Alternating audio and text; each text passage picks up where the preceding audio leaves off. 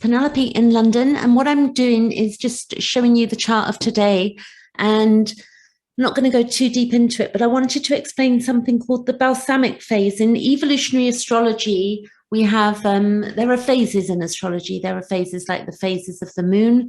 The moon is, it's new moon, quarter moon, full moon, not in that order, but basically we have the phases, first quarter, last quarter. So the phases also apply to the planets as they move through, they're all moving at different speeds. So let me show you something, and then I'm going to pop over to Solar Fire to show you what's going on. So what we have, this is, if you want to get your own chart, then go to astro-seek.com. You can see here. And if I get my pointer, and then you can see here, astro-seek.com. And then what we have is that you can put in your birth natal chart data, like your time of birth, place, and date, and it will throw up a chart for you. So what we have is the chart of today. So if we take the sun is at 13 degrees of Cancer. Then we have the moon. The moon is 22 degrees of Taurus, and it will be moving into Gemini in the coming hours. We've got a nice trine, it looks like, to Pluto up here. So you can see the aspects. So we've got the sun is in conjunct to Saturn. So the sun is 150 degrees, just 149 degrees from Saturn. And then we got the sun sextile to Uranus. So you see here, and there's Uranus, that's 60 degrees apart. That's a sextile. Then we've got the moon, which is sextile to Neptune. So the moon in Taurus and Neptune in Pisces. We've got the moon is trine to Pluto. So you can see the moon is also trine to Pluto up here. We've got Mercury square Neptune. So this is a difficult one. So you see the Mercury is here, and and we've got Neptune, which is 23 degrees. So when it's already in a square, but at 23 degrees, it's in its exact square to Neptune. So Mercury is our mind, and Neptune is way out there. It's like our dream status. It's beyond the five senses. So it's what's unseen. And Neptune also dissolves things. So if we think that Mercury is the mind, it's very left brain, it's how we get things done.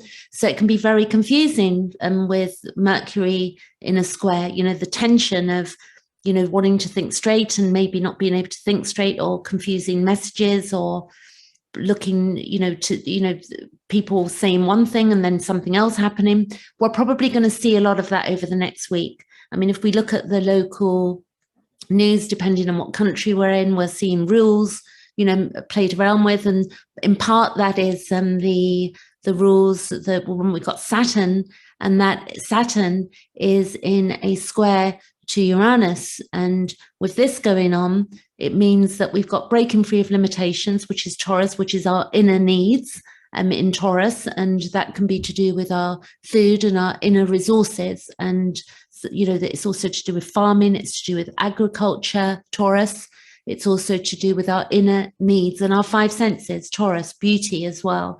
And then we got Saturn in Aquarius, which is quite, I'm not saying cold, but the archetype, it's quite, it's electricity as well, because the ruler is Uranus, so it's very electrical. Uranus is also to do with our past life, long-term memory and trauma, and also can be shocking as well, Uranus. So when we begin to integrate the chart, we can sort of get an idea of what's going on. So this is why we learn about the houses, the planets, also the houses, planets. And then when we understand the signs as well, we begin to put it all together. So then we've got Mars is also, you can still see here, in opposition. So Mars is where we want to go direct forward. Saturn is restriction. It's still in a T square, just, to Uranus as well. And then we've got this Mercury thing going on. And then we've got Saturn is also square. We've said that Saturn square Uranus. Neptune is sextile to Pluto. So that's a little helper with our spirituality. We've got, and Pluto is our transformation. We've got the North Node is sextile to Venus. So if you look at the North Node here, it's in a sextile to Venus, but Venus is moving off. And then we've got Lilith, which is trine to Pluto as well. So Lilith is to do with the shaking off of the shadow work that we do, really looking at our shadow. And Lilith is really beautiful in astrology. And we've also got Chiron square the sun. So when we look at Chiron is also square the sun, this is our wounding, what that we need to integrate. And in Aries, it's very raw because it's to do with our own inner wounding. So it's interesting the last year and a half since March 2020, but pre that, we basically been looking to heal ourselves, and COVID happening basically with the lockdowns gave many, many people the inward time that they needed for the first time in their lives to begin to look at their childhood trauma, look at their patterns, and look at them, look at what needs to be healed within their inner world. The sun is where we shine, it's our will. So we've got that square, which can be very disconcerting for us. But also the tension, squares are not all bad because it's like working out. You have to do maybe 100 sit-ups a day as an example to get if you want to have a six-pack or whatever, as an example, you would work out and there's tension, but there's a result. So there's something that can be healed here. Chiron is also trine to Mars, so that's a bit of a helper too. If you look here, it's Mars will be moving off, but there's been this trine going on. And then Chiron is also sextile to Saturn. So Chiron's doing a lot of work for us, being in it where it is right now. It's not all doom and gloom, but it can feel very intense as we work through our emotional world, because the moon is our emotions, and we can suffer a lot with emotionally if we don't understand what's going on. So astrology is a way to understand and know ourselves. So now if I go over to, I'm going to change screen and share the solar fire. So you can see here, and I can move this chart. So if I take, we've got the same chart, but on solar fire. Now, if we take, we're going to look at Neptune 23, it's retrograde, and we're going to look at here, we're going to look at Mercury. So we're going to go a day forward. There you go. And that's the 23. So that's the square. We've also know that we've got Venus moving into Mars, which I want to address. So, and I will say that also this Neptune Mercury already took place, because we had, if you recall, we had Mercury retrograde. So Mercury went retrograde around that 23 degree mark, I believe. And as a result of that, we've already experienced that. And now we're going back into that. And it will be hopefully some resolution in our chaotic thinking as we move through. Now, from the Jeff Wolf Green book, Evolutionary Astrology, I'm going to just address the balsamic phase so you can get an idea of what that means. You can see here, which I'm going to show you, this is really important, that Mars takes 2 years to move around the chart. So if we go back by months, first of all, I'm going to go back to January 2020 and just show you this. So we're going to go back by months, and we've gone, now we're at January the 6th, 2020. So January the 6th, 2020, Mars was just moved into the sign of Sagittarius. So Mars is like the can opener. As it moves over a planet, it activates, because it's the way forward. It's, we have the North Node, which is our path in life, but we have Mars, which is Aries, which is the pioneer, which is our libido, not just the sexual libido, but the libido of I want to get this done. Or Mars can be where we have impulsiveness, unconscious impulsiveness that ties in with Pluto, because Pluto and Mars are connected, as is Scorpio, which is Scorpio is to do with the depths of things. So there's a big connection, integration going on there.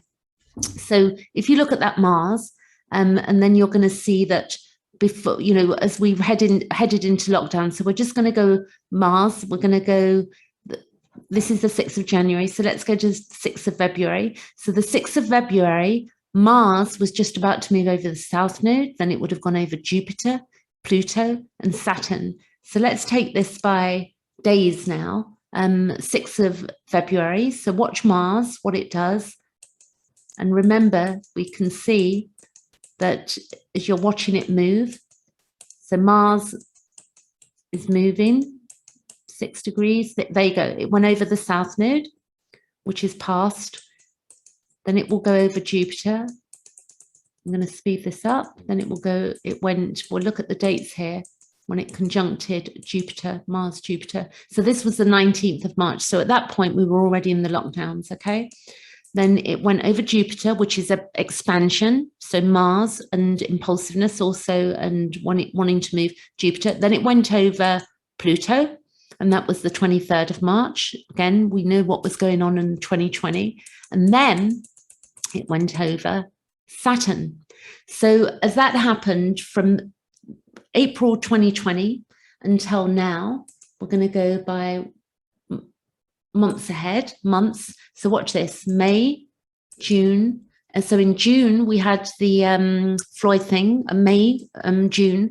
And then we had, if you recall, when Mars was hitting Neptune, we had the whole thing. Neptune is like out there, another realm. Remember all of the people kneeling all over the world, like people were being either forced to kneel, or we had the chaos around the Floyd thing. You recall that. So Neptune is, the savior complex, the being, not in our bodies, sort of like disconnect. So that was very interesting. So let's go ahead again. Then in July, we had Chiron. Mars was going to hit Chiron. This is the 1st of July, 2020. And then we're going to move forward by a month. Then Mars went over Lilith, and it also went over Eris. And Eris takes 560 years around the chart. So then it went over here.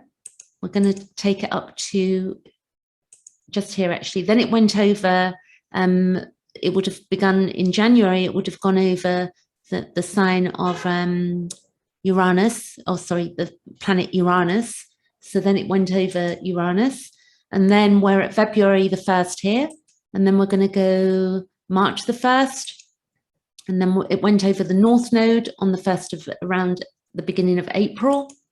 And then Mars now is just about we're coming back to today, the 1st of July. Let's bring it back to the 4th. I hope this is interesting for you out there and watching this. So this is the 4th. We got Venus at 5th, actually it is today. We got Venus at 10 degrees. We got Mars at 14, and both in Leo. And we're going to see that Mars, Venus is in a balsamic phase, and this is what I want to point out. So I'm reading not the total bit from this, but just to give you an idea of what the balsamic phase means. So this phase will reflect a soul at the culmination of an entire evolutionary cycle. It reflects how the soul has defined its own values, ways of relating to itself and other people, and its sense of life's meaning. As a result, there will be a core detachment and alienation from the existing society, which will offer nothing to the soul that is relevant or meaningful to its desire and need to embrace ultimate or transcendental principles. The alienation from societal norms and precepts will drive the soul deep within itself. So it's absolutely possible right now that we may go, I'm definitely feeling, very deep within myself. And the last week it's, and quite a lot of sadness, but also a lot of very empowered as well. I feel very powerful. I don't mean powerful like in an egocentric sense of the word, but I understand the connection, but I understand the power of my own life as well, what it means to me. So this Venus going over Mars in the balsamic phase, this alienation from societal norms and precepts will drive the soul deep within itself. A soul in the evolutionary phase of development will be highly reflective and essentially introverted. So if you have that combination on your own astrology chart, then that's what this means for you. but we're going through this collectively. So it's not written in stone what I'm reading here, but it's the idea. So then a soul in the evolutionary phase of a development will be highly reflective and easily introverted. Deep inner ponderings and wonderings about the transcendental meaning of life will take place, along with a desire and a need to form relationships with the spiritual principles of life. So I do also feel that. I don't know what other people are feeling out there. Maybe you can leave some comments below the video. But I'm feeling, you know, my spiritual, whatever that means to you, spiritual principles of life. I don't follow any gurus, and I'm not religious, but I do feel, you know, this deep connection with something much bigger than I am. For many, this will manifest as forming relationships with spiritual teachers or gurus, which I'm not one of those people myself, but people do that, you know, in order to learn and evolve. These types of relationships will be simultaneously impersonal and personal. Our souls in this phase may project the transcendental meanings that they seek on other people. Such souls are setting themselves up to experience massive disillusionment because these projections do not allow them to understand the nature of the other person's reality. So this goes much deeper in this book. It's page 268. I'll put the book below the video. Volume 2, Pluto, the soul's evolution through relationships. But there's Pluto 1, which is to do with Pluto itself. So what I suggest at this point is that you maybe ponder on what I'm saying, think maybe what that means to you. What is going to happen is that we're going to see, you see here, we're going to see that Venus, and it's going to catch up and it will cross over on the 14th of July. 14th of July, it's going to cross over. And this is about noontime in the UK, British summertime. So with that, I would say that, you know, just we keep doing our inner work. We've got the big thing with Saturn square to Uranus going on for the rest of the year. So there's going to be restrictions, and we just have to keep, you know, doing what's best for us at this time. And everybody's making different choices about different things, but we're all on our own evolutionary path, and we have to respect our differences. This is really important, that we respect our differences and our choices at this time, and just keep safe, and with the ones we love, you know, just work with each other to not project our stuff onto other people, which is not easy for many of us. But you know, the more we learn and we understand that, the more we can do it. I hope this is really useful to you, and I'll catch you later with some more later in the week. Thanks for watching.